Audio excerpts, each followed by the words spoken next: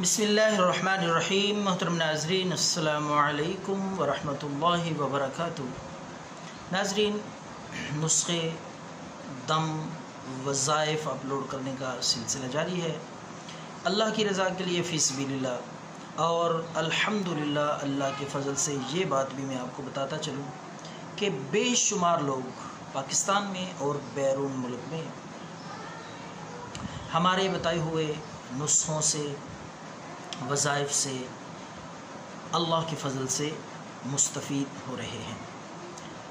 बहुत सारे लोगों की कॉलें भी आती हैं कि बेशुमार इलाज करा करा के मुख्तलिफ़ बीमारियों में थक चुके हैं, लेकिन अल्हम्दुलिल्लाह आपके बताए हुए सादा से बेज़र नुस्खों से चंद दिनों में आराम आ गया है।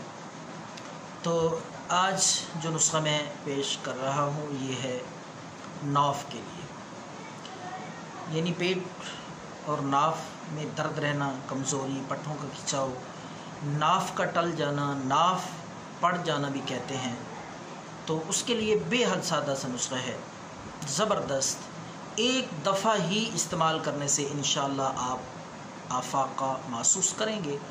तो पेश खिदमत है नाफ के लिए, नाफ पड़ जाना या नाफ टल जाना, उसके लिए बेज़रर सादा सा नुस्खा। आपने मूली के बीज ले लेने हैं।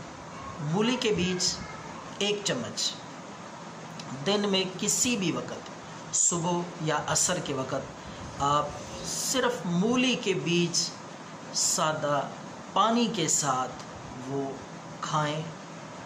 इंशाअल्लाह अल्लाह के फ़ज़ल से इस सादा से जादुई टोटके से नाफ नहीं टलेगी और टली हुई नाफ भी इंशाअल्लाह अपनी जगह पे आ जाएगी। नाफ का ये मसला अल्लाह के फ़ज़ल से ठीक हो जाएगा। नाफ के लिए आज़मूदा बेशुमार लोगों को यह मैंने बताया है अल्लाह के फ़ज़ल से।